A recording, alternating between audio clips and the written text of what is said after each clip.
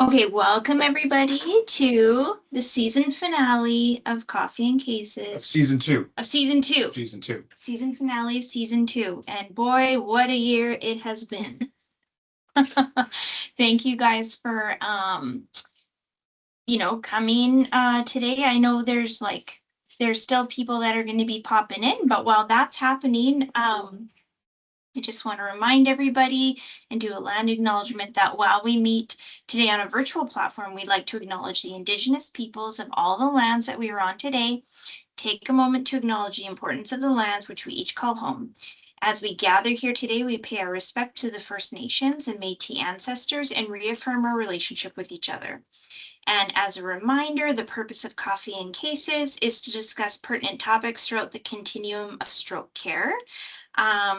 Our WebEx, or what are we on? Teams. We've done WebEx, Zoom, and Teams. So Teams is not secure and it's not confidential. So we won't share any patient-specific information. And any questions you have, just keep them kind of generic and we will discuss them as we go.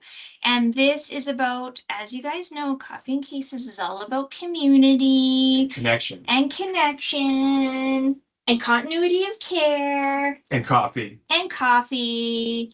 And so please, while we're chatting and while our ABI colleagues are sharing their experiences and what kind of they get up to and how the program works, if you have experience and expertise or thoughts or feelings or curiosities, pop them in the chat. Our producer, Ashley, will be monitoring the chat. So thanks for joining. Maybe we'll introduce ourselves just in case there's anyone new. You mean between us? Or on the line. Okay. I'm Brett Graham. I'm one of the stroke docs here in Saskatchewan. And I'm Ruth, and I'm the clinical nurse specialist for stroke. And we have Ashley, our producer.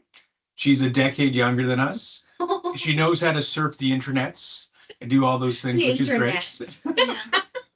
Yeah. She's on MySpace and all those AOL, GeoCity, all those things, right? So it's great. She helps make this happen. Okay. Thank you, Brett. So without further ado, we are going to jump into having our ABI people present. There's going to be 3 presenters. So Jane Bryson, which one is, you guys, this is the first time I'm meeting you. Oh, Jane. Hi, Jane. She is an occupational therapist, has been for 15 years with 10 years of experience working with the ABI population. She has been with Sask Central ABI outreach team for about 4 years and is currently in the temporary rehabilitation coordinator role for the Sask Central ABI outreach team. And then Anita, hi Anita. She's also an OT for almost 30 years and has experience with the SHA. Anita has been the rehab coordinator with Sask South ABI outreach team for over 4 years. And prior to that, she worked with stroke and ABI population for 20 years in inpatient rehab at Wascana. Welcome, Anita. And then finally, Derek, by default, I think I know. Derek, nice sunset. What do you mean? Hey, watch it. So Derek has a background in social work. He's been working with ABI for almost 18 years, 13 years as a case manager with Sask North ABI outreach team. And during this time as case manager, he's had the opportunity to travel throughout the northern part of the province and see clients in a number of small, remote and isolated communities, which has made case planning sometimes challenging. For the last 5 years, Derek has been in the role of clinical team leader for Sask North ABI services program. So thank you guys so much, our ABI colleagues, for being here and sharing your expertise. And we can't wait to hear more about your programs and your services and how we can, appropriately refer people, get the right people plugged into your programs. Definitely. I'm excited to learn more about ABI. I know the patients I've referred to them, they've really appreciated it. I know the ABI workers are amazing advocates for our patients out in the community. So I'm excited to learn more. So you guys can take it away. I can see your ABI presentation. All right, so I guess I'm the one who's going to start us off today. So we're probably all familiar with the SHA vision, missions, and values. So I'll just leave that slide up there for a second or two. I'm not going to go through the whole thing there. Land acknowledgement was already done for us, so thank you for doing that. Again, so that will be something I'll just leave on there for a minute, and then we'll continue on to our presentation. So acquired brain injury services. The partnership program, ABI Outreach Services, is part of the ABI Partnership Project between the SHA, the Ministry of Health, and SGI. The mandate of the ABI partnership is to provide direct service and support to community reintegration for individuals who have sustained a moderate to severe brain injury. We are a group of services that assist individuals, families, and communities affected by acquired brain injury. So there are 3 outreach teams split up throughout the province. So we've got the Sask South outreach team, which is based out of Regina, and they cover all of that blue area. So Regina, Swift Current, Yorkton, down that way. We have the Sask Central outreach team based out of Saskatoon, and they cover from Saskatoon into North Battleford, up to Meadow Lake, so that yellow area in there. And then myself, I'm with the Sask North team. So we cover Prince Albert, Melford, all the way down to Kelvington, up into the far north. So we have Black Lake, Fond du Lac, Uranium City. We've been into all of those places with different clients. So land-wise, the north has the biggest landmass, but probably the smallest population of the 3 teams. So acquired brain injury services, structure, and relationships. So there are the 3 teams which we just went over. Each of those teams have a manager, case managers and support staff, as well as a health educator that does education and prevention activities throughout the regions. In addition to that, some of the areas have regional coordinators. So the South team has 4 regional coordinators that work out of Moose Jaw, Weyburn, Swift Current, and Yorkton, and have specialized knowledge in those communities so they can work more specifically with clients in the communities they're familiar with. And then in Saskatoon, in the central team, they have a coordinator in Lloydminster. In the north, we don't have any regional coordinators. The outreach team sees all the clients ourselves.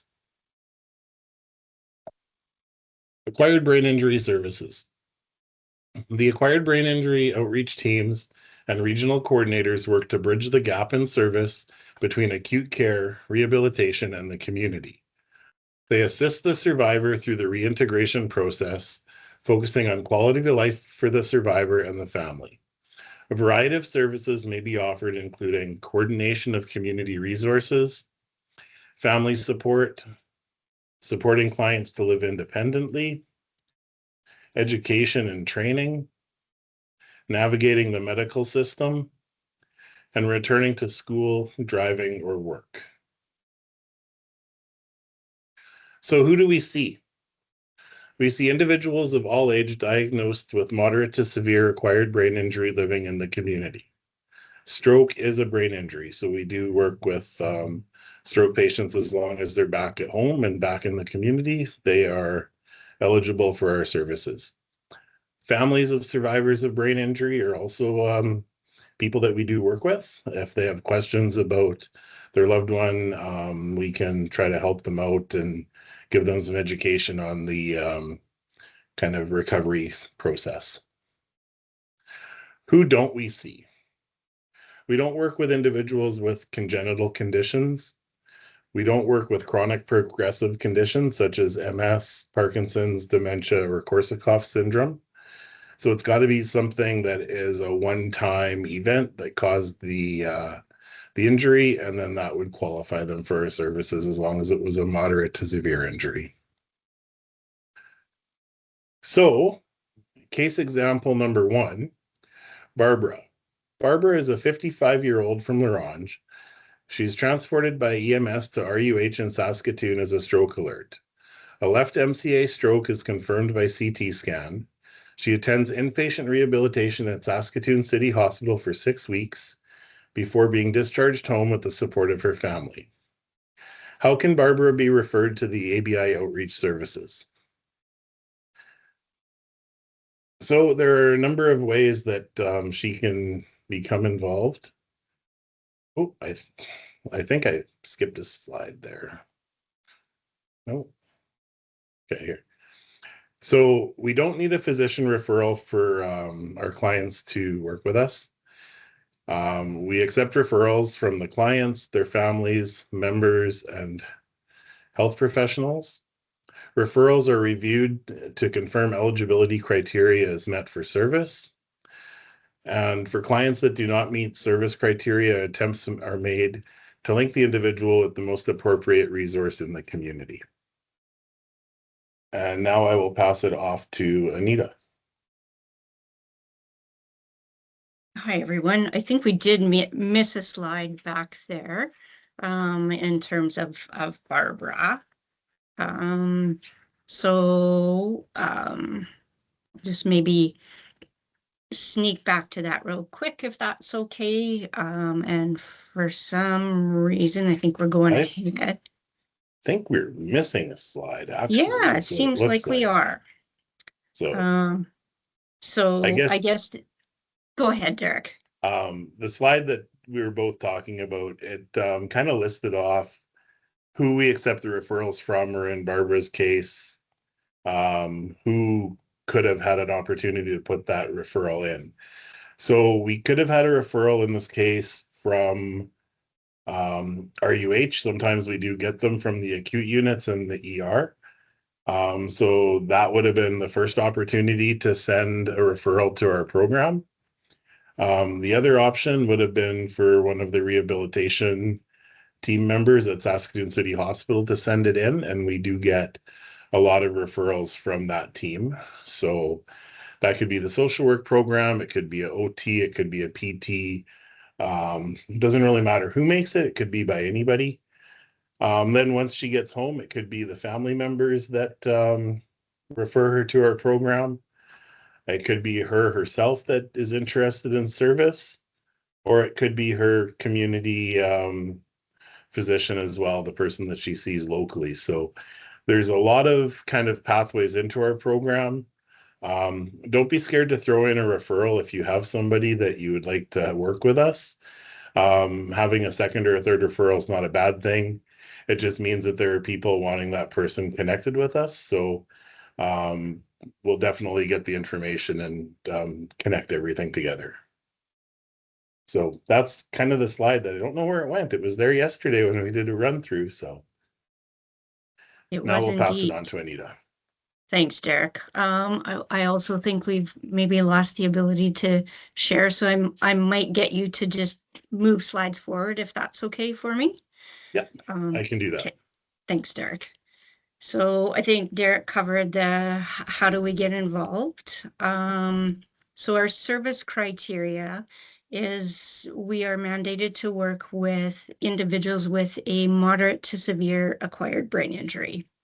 The individuals we work with have to be residents of Saskatchewan and living in the community. So for the purposes of clarity, we unfortunately cannot provide case management for clients who reside in long-term care.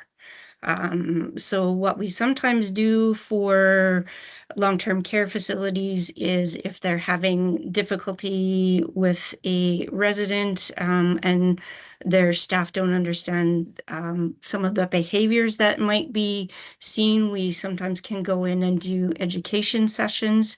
But in terms of case management, that clients have to be actually residing in the community, and long-term care is, for our purposes, is not community.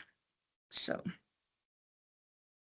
a few other considerations about our program is that priority is given to applicants within the first 3 years post-injury. And applicants with a primary psychiatric diagnosis must have the symptoms well managed. So, okay. So ABI services follows a provincially set criteria. A review of medical documentation pertaining to the injury or medical event looks at these measures to assess severity of injury. So we look at the medical documentation to see what a person's Glasgow Coma scale is, whether there's been documentation of an altered level of consciousness or loss of consciousness, post-traumatic amnesia, and look at also procedures such as MRI, CT scans, or neuropsychological testing. So in terms of our stroke population, basically the confirmation of stroke via brain imaging and or neurological specialist diagnosis is our primary marker for criteria of moderate to severe ABI. So a couple key messages about stroke. So stroke confirmed by brain imaging and clinical correlation is a brain injury. For our stroke population, we want to kind of make sure everyone's aware that you could consider making a referral to ABI services. And as the slide that is missing kind of would demonstrate is, there's several points along a person's medical journey where a referral could be made to our services. We just ask that people be mindful and don't assume that the referral is going to be completed by someone else along the line. As Derek said, it's better to have multiple referrals than none.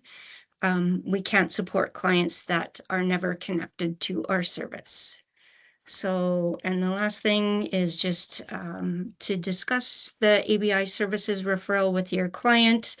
Having a new onset injury is an overwhelming time for people, and there's lots of medical follow-up. So it just kind of helps minimize some confusion on sometimes the client's part if they're aware a referral is being put into our service.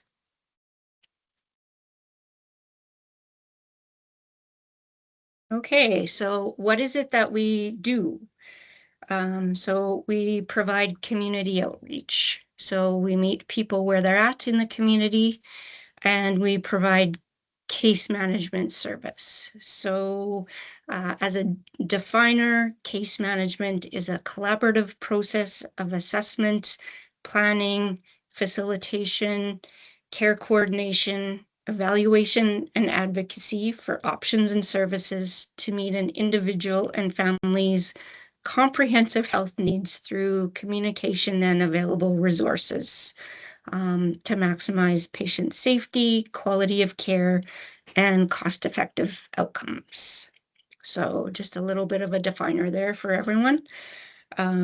We provide education regarding brain injury to clients, families, caregivers, community agencies, schools, employers. So we assist clients with navigating rather complex systems and processes to achieve their goals, and we work collaboratively with other teams. So a couple of things, points there is we try to not duplicate service. We don't discharge plan, but we may be involved in discharge meetings as a means to ensure a smooth transition to community. And while we may meet many clients while they're either in hospital or a rehab setting to introduce our services, our real work actually starts once the survivor returns to the community.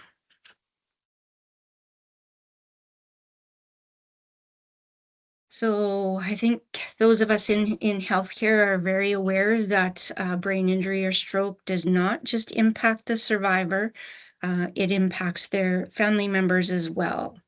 So our services are here to provide information, education, and help navigate support for both the survivor and their loved ones.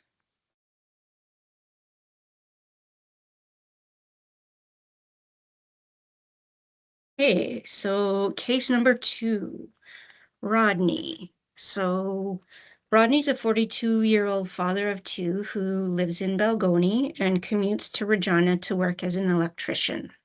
He had a hypertensive frontal stroke and was discharged directly home from Regina General Hospital. He was told that he would be referred to outpatient occupational therapy, but does not know where or when this will happen. He's stressed about finances and wants to return to work as soon as possible.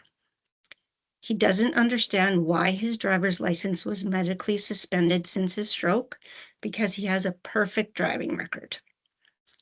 His wife is overwhelmed with caring for their young children and is struggling with the changes in his personality. So the question on case number 2 is, why might you consider a referral on Rodney's behalf to ABI services? So a couple of things that could lead to a referral for our services. And the first is brain injury education to support Rodney, his wife, and his kids to understand the changes in his behavior with his frontal stroke. We can educate family members on strategies to more successfully deal with his behavioral changes. We have the luxury of being able to tailor the education we provide to the client and the difficulties that are being observed, his spouse, and also to a level that his children can understand, because dad isn't necessarily presenting the same way as he did before his stroke. So ABI services can provide support to navigate financial systems with being off work.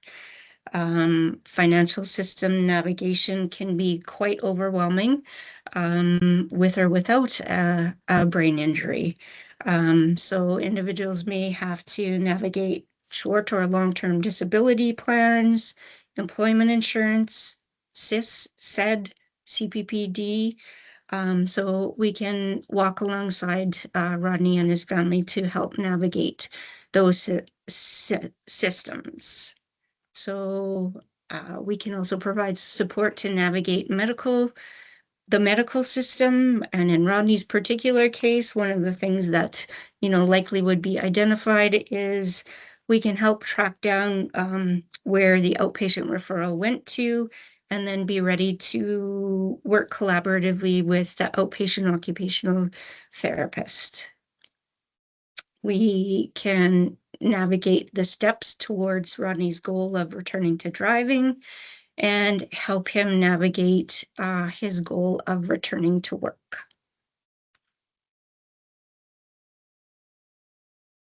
So what does our case management service look like? So when we first start with somebody, we start with an intake, which typically would take 2 visits. We do an intake interview and also use the Mayo Portland Adaptability Inventory. And the MPI-4 is a measure used to evaluate the impact of the brain injury or stroke on the client's daily life. So we get the impact ratings from both the survivor and, where possible, from their significant other family member, as I think everyone appreciates that sometimes how people perceive the impact of the injury can insight can be different from whichever lens you're looking from. So we try to kind of capture things from both the survivor and significant others' perspective if we can. So from our intake, process, we then kind of look next to doing some goal setting with the client. So we use those MPAI scoring results, sometimes helps kind of direct, what things are most impacted or what the priorities are for the survivor and their family. It's important to recognize that the goals are patient driven. And they are fluid and can change as needed, and often do, or goals get added the further we kind of go along in the process. So all services provided are goal-oriented and are determined by the wishes of their individual and their families or their support systems. They always point to the client's independence and reintegration back into the community, and client participation is voluntary. So clients have to direct their care and be ready and willing to work towards some goal achievement. So how we help clients move towards achieving their goals is through ongoing community visits, providing that acquired brain injury or stroke-based education or skill development, linking clients and their family to appropriate community resources, both within our ABI partnership programs and with other CBOs, health, social education systems, support groups, recreation and leisure services, and whatever other resources we need to kind of explore to help the client meet their goal. Our regional coordinators are excellent and knowledgeable about the local community resources and are there to help link clients to their more local resources as well.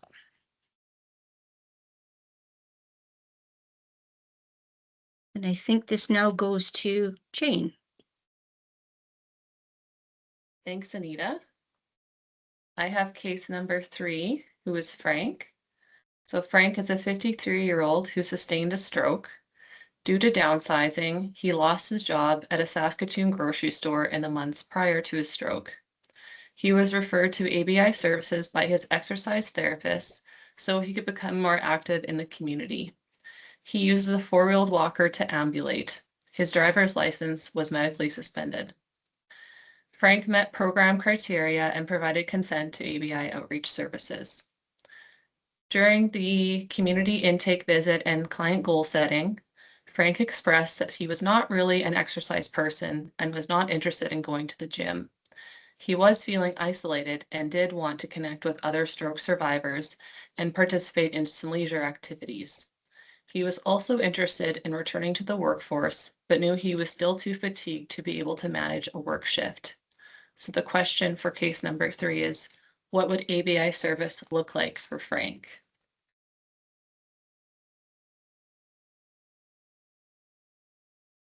ABI services support for Frank would initially focus on his goal of connecting with other stroke survivors. So we would help him to address some of those barriers to him doing that.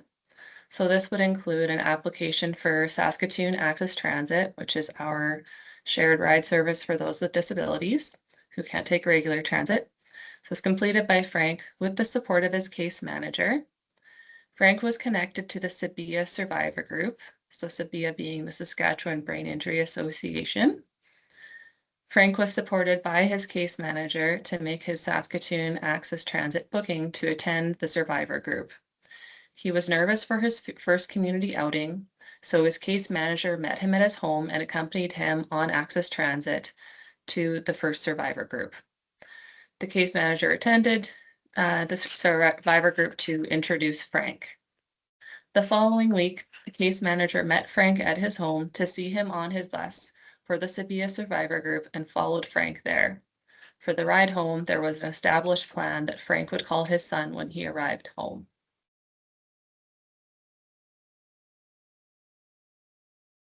So a question I get a lot from not only participants in our program, but also people looking to refer to our program is how long we work with clients, and essentially, like, when do we decide that we won't work with somebody any longer or deactivate their file? So like Anita had mentioned, our services are goal dependent and voluntary. So we would discharge someone when their goals have been achieved or when they decide that their goals are no longer a priority for them, or if a client is no longer engaging with our team or simply declines further service. We can't force them to continue to work with us. But again, we try to be very focused. So in Frank's case, he was involved with ABI services for over 2 years. He was additionally connected with partners in employment and secured a position as a greeter at Walmart. He had resumed driving and was managing well with some extra support from family. Since Frank had no further goals related to his stroke, he was ready to be deactivated from ABI services. So it's a good example that he was referred for exercise. However, in meeting with him and knowing what his goals were, another plan transpired. Another common question we get is when to refer to our services. And again, it's really about what goals they have in the community and what might be missing for them in the community.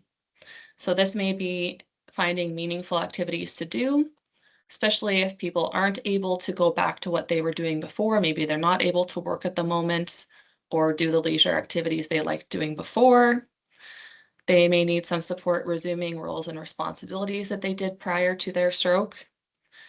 The client may have some goals, but may not be able to move forward with them themselves. So they may need some support with education or linking to appropriate resources.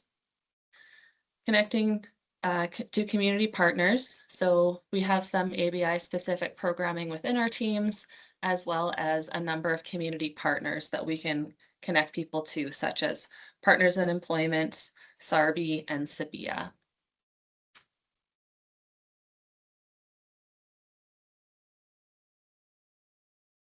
All right, yeah, so I'm going to go over kind of the team structure of the North programs. We have a manager, Tammy Taylor. We have a medical office assistant, Aiden, and myself, the clinical team leader. Then we have the outreach team, which consists of 3 case managers that travel out into the different communities and meet with our clients one-on-one and their families and work towards those goals that the clients create.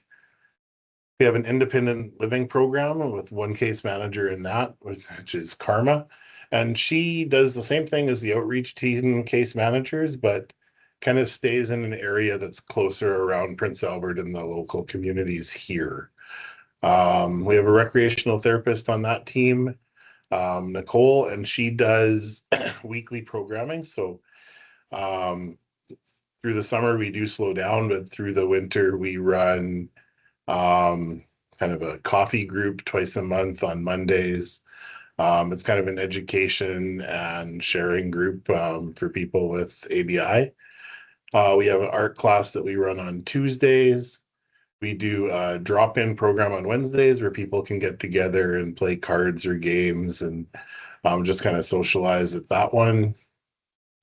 We have other kind of specialized programs. We'll do aquasize a couple times a year. We have a gardening program that we do in the summer. So we have some raised beds at one of the apartments that we have a partnership with and do some gardening there as well. In the past, we've had access to a acreage with a fairly decent sized garden. So the clients that help out with that get to take the harvest home with them in the fall. So they all like that.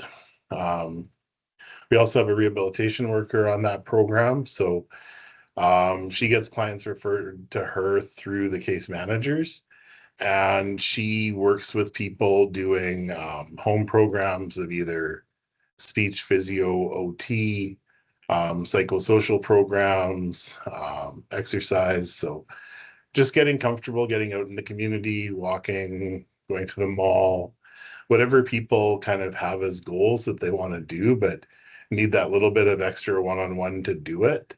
That's the person who does it. We teach people shopping. We teach them how to use the bus, how to use access transit. So Rochelle's really involved with people in one-to-one with that kind of stuff.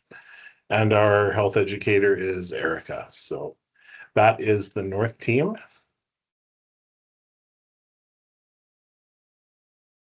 And for the central team, Rochelle Love is our interim manager right now. And our office assistant is Tracy. So if you phone our main line, which is listed there on the slide, you will get Tracy on the phone. And I'm currently in the rehab coordinator position. As you can see, we have 5 case managers currently with different professional backgrounds, and we are currently trying to fill our vacant positions. In terms of others on our team, so Leslie is our rehab worker, and we use her for a variety of things to support our clients in the community. She will do transit training for people who need some support learning how to take public transits. She will assist with life skills training, everything from helping clients make meals in their own kitchen, work on budgeting, preparing a shopping list to go shopping in the community. She will go shopping with people as well to help them with those skills. And really the list goes on in terms of the support that Leslie provides to our clients. We have a psychometrist on our team, just part-time, Brad. So he assists our team with a lot of our metrics. Lisa is our health educator, and we'll go a little bit more into the health educator's role later on. Just wanted to cover a couple unique things to our team here in Central. So a way that we've come to help our previous clients who may have some issues that come up down the line, but their files are no longer active. We have a walk-in clinic in our office every Tuesday afternoon, which is a way for previous clients to get reconnected with our team if they're just needing some one-off supports. And we do make clients aware of that service when we do deactivate them, but that is a good, I guess, information to know too. If you know someone that has been connected with our team and is needing a little bit of support or guidance with something, certainly you can tell them about our walk-in clinic that it's available on Tuesday. We don't have a lot of, we really don't have any specific programming within our team. However, there is a men's coffee group that was formed by some previous clients of ours, and they just meet at City Hospital every, I believe it's Tuesday morning. They meet down in the atrium. And so if we are looking for someone who's just looking for a casual way to meet with other survivors, we will tell them about we call it the men's coffee group. I don't know if they call themselves something different. We also have the Sabia caregiver support group, and I'll just mention that that is facilitated by the social worker on our team, Sherry Cole. So she provides support for that group run through Sabia. There's a couple of community partners in Saskatoon that are unique as well. So just wanted to highlight that. There's the Moving On program, which is a transitional evening program ran through Sherbrooke Community, or ran at Sherbrooke Community Center. And that's for individuals with brain injuries who want to develop psychosocial and independent living skills. So it's an evening program. It's run on Tuesday and Thursdays. They will go, and as a group, they will be someone will be responsible for making a meal each week, and then it will be accompanied by a leisure activity as well. And then there's Radius, which is a social recreational support for children and youth. So they provide one-on-one supports, and they help to link children and youth with existing community programs. We also have a number of exercise programs through the Saskatoon Fieldhouse that we connect our clients with, and one of them being the neuro exercise program, where we end up referring a lot of our clients to as well.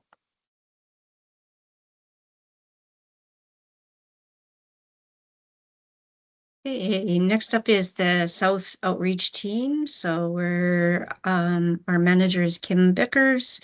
We've got 2 people that may be your first point of contact if you call into our main line, Linda or Terry.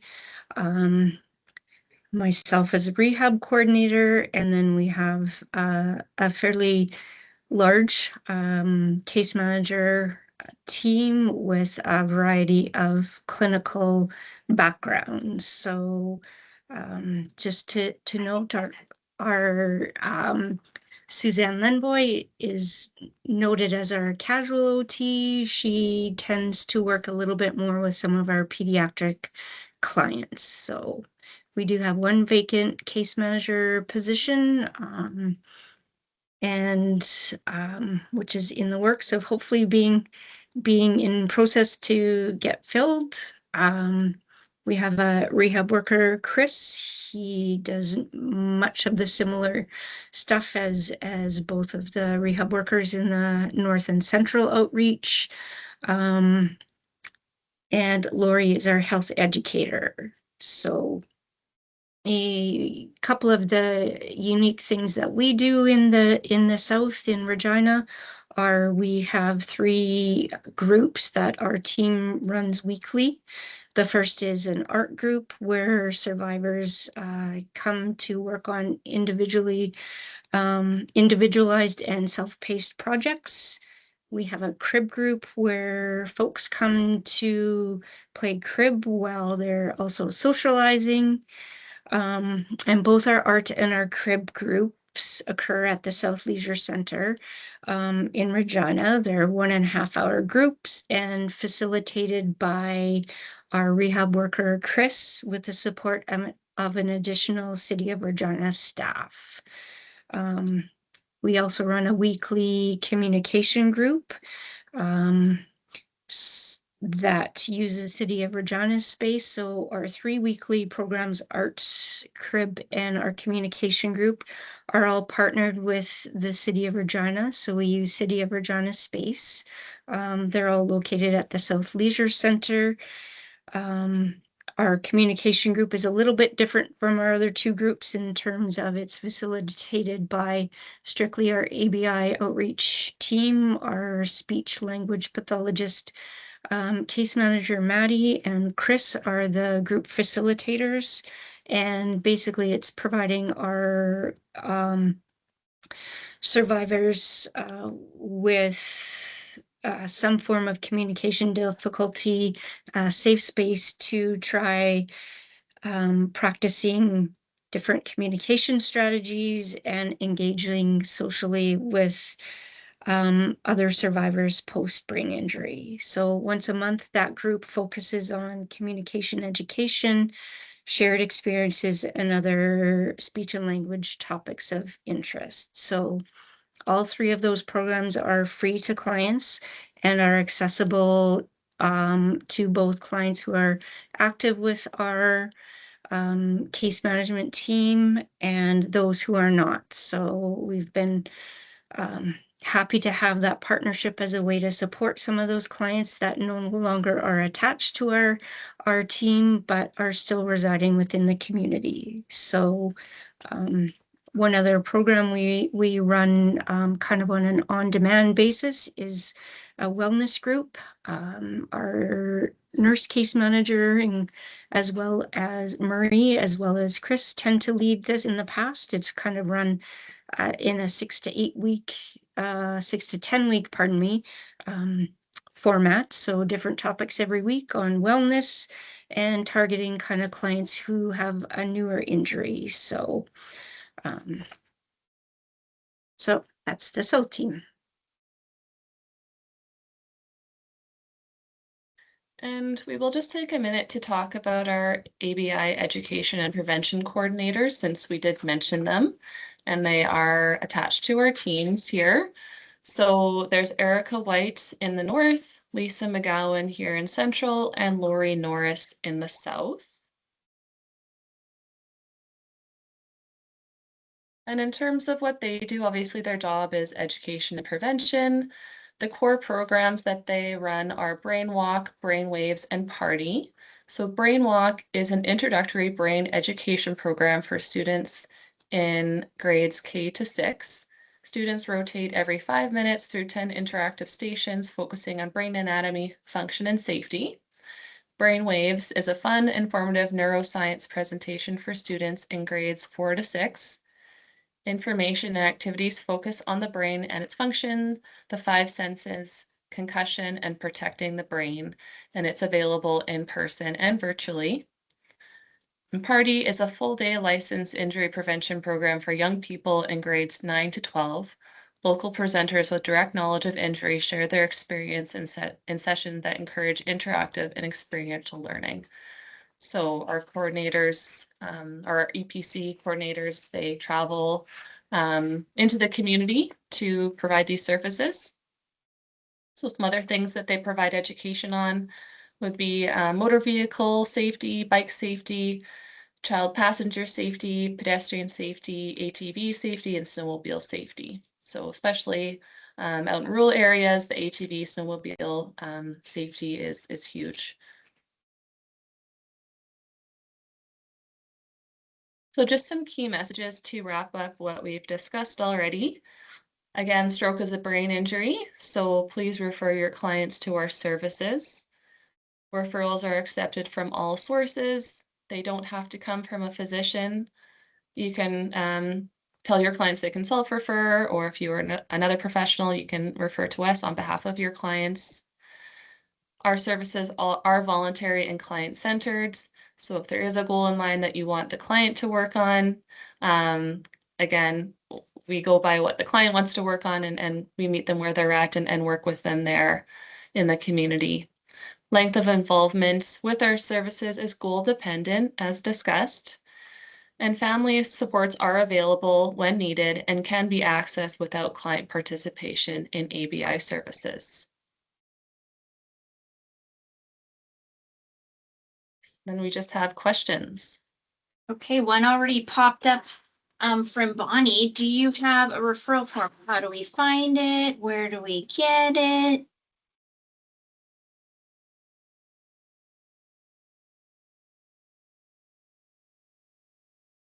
We do have a form we use for referrals. It's called our Sk.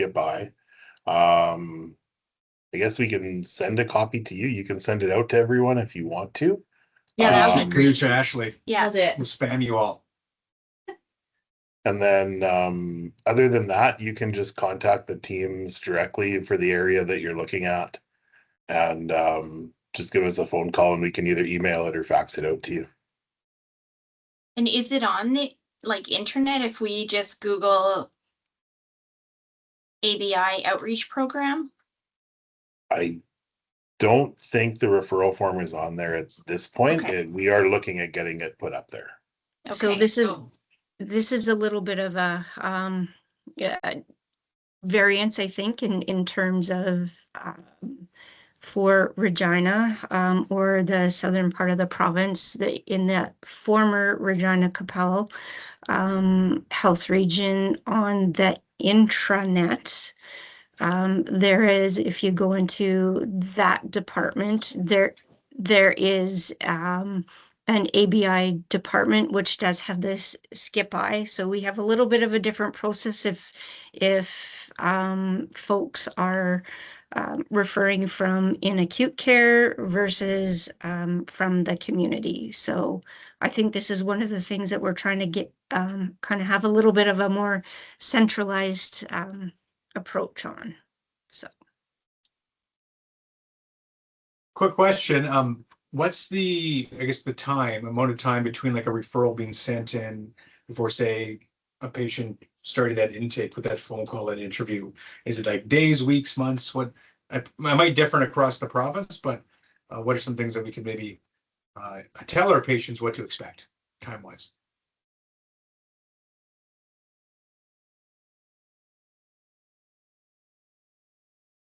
you taking that one, Derek, or am I taking that? I can Jane? take it for the north. I mean, it's probably fairly similar. Once we get the referral in, I will look up the medical records and see if they qualify. Then I will reach out to the client and see if they're interested in services. From there, we'll attach it to a case manager who will reach out to the client within usually a week or two to set up an intake appointment and Depending on availability of the case manager and the client, it can get set up as fast as a couple of weeks after we've kind of qualified them for the program. I will put one thing in there that when I do get kind of referrals in from acute care or from rehab, I do like to wait a couple weeks or 3 weeks before I reach out to contact people. Right when they get home, they're not 100% sure what they need yet. So it's hard to ask the question, what could we help you with, when they just got home from rehab, they've been in the hospital for months. At that point, they're just happy to be home. So they need that little bit of adjustment before we can really figure out what they want. Otherwise, we get a lot of everything's really good, I don't need anything. And then 6 months later, we get another referral on that person that it wasn't working. So I've found if we leave that little bit of gap in there, we get better results. Yeah, I And- just wanted to note as well, oh, sorry. There's the option of marking the referral as urgent. So if you do need us to be connecting with the clients sooner than that, please note that on the referral form, and we do our best to connect with them in a timely manner. I'm not, my goal is within, I guess, 1 to 2 days within receiving that referral. Doesn't always happen based on, I guess, number of referrals, but if it is marked as urgent, we try to connect with those clients as soon as possible. And are you guys feeling like you're maxed out, or do you have room for people? Clients? I think we always make room for people. Right? That's just what we do. So, can be a little, that can certainly impact, the number of referrals that are coming in, the number of new clients. Obviously, usually it can take a little bit more time to kind of get rolling with a client and get on a on track with their goals. So usually the front end of our work can be a little bit more time consuming and heavy. But I think we don't turn clients away if they meet service, Okay. if they meet our service criteria. Is there any other questions from the group? This has been really super informative. Like, I usually just say to patients, hey, do you mind if we refer you to ABI? What they do, and this is legit my example, when you get into the community and gee, you can't quite cut a tomato the way you used to, or man, banking is hard, they are going to help you with that kind of stuff. Fair description? Yeah, that's a Plus- great way of explaining our services. Okay, because that's legit what I say. Have you guys connected with the stroke survivors group in Saskatoon at all? I think they just got up and running again. Is that correct? Yeah, I think they're a little bit, yeah, I think you're right, that they're, again, a bit newer.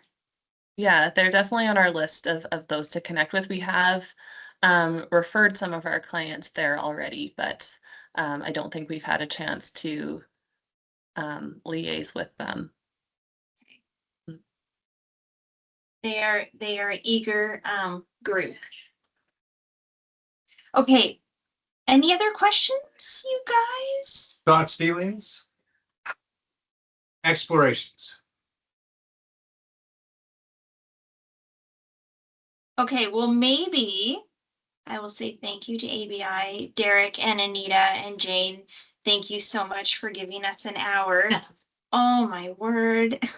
Thank you so much for giving us an hour. It's been so good to have you guys and hear about your programming and be able to speak more Definitely. appropriately to our patients and refer. I am going to share my screen for a second.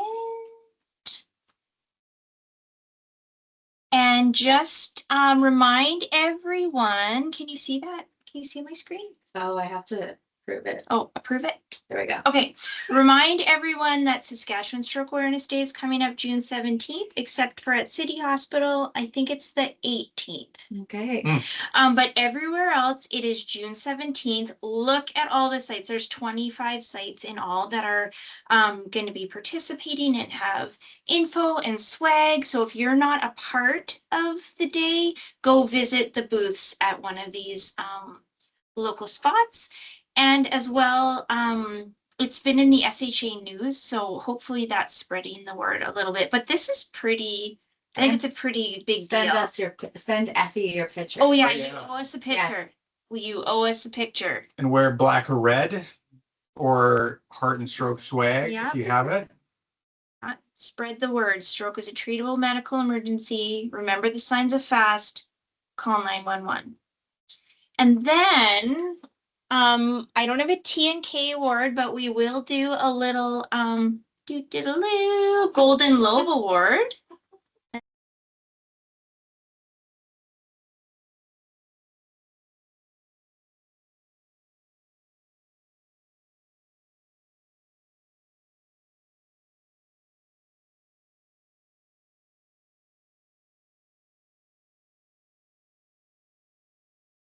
Ruth, you're muted. Did I just mute or have I been muted the whole time? It just muted? Okay, good. Okay, so to the data, kings and queens. Worthy work. It is grueling and it is definitely a labor of love, but all these people put in hours a month to collect data on our stroke patients and make sure that you guys are getting feedback at each site about how things are going. So the Golden Globe goes to our data collectors. Okay, is there a cliffhanger you want to leave everybody on? Well, thanks for everyone for joining us again today, but also this season, season 2 of Coffee and Cases. Tune back in next year for season 3.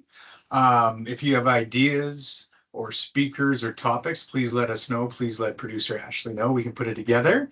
If you want new hosts, let us know. Probably, what would Survivor be without Jeff Probst? What would Coffee and Cases be without Ruth and producer Ashley, right? So, And background. Yeah. I mean, this does nothing to supplement my income. But we do it for free. We do it for free. and the fame, And the fame. the accolades, but also bringing people together, right? Yeah, It's- this has been a great forum. and learning from one another. Yeah. And actually we had people from Interior BC hear about this Yeah. program and say, how can we make it happen? And they were going to steal the name. Yeah, they're gonna steal the name, which stealing we share freely. Yeah. But yeah, so this is good work. But please respond to Ashley's survey. Tell us what you want to hear. More upper limb stuff, more mental health stuff, more swallow, more acute stroke, more secondary prevention, more what do we do when the patients get into the community? We will help you.